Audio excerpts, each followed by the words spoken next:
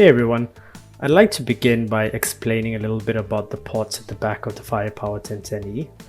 We have the first port here, Ethernet 1.1, which is our outside interface to which you'd connect to a modem or router, which would then connect you out to the internet. Ports 2 to 8 are inside interfaces or ports that you would connect to your local area network, to which you may connect laptops or desktops, any kind of endpoint device. We also have a management port here and 2 console ports. To begin, I would ask you to connect to one of the ports from between 2 to 8, which is in the inside interface.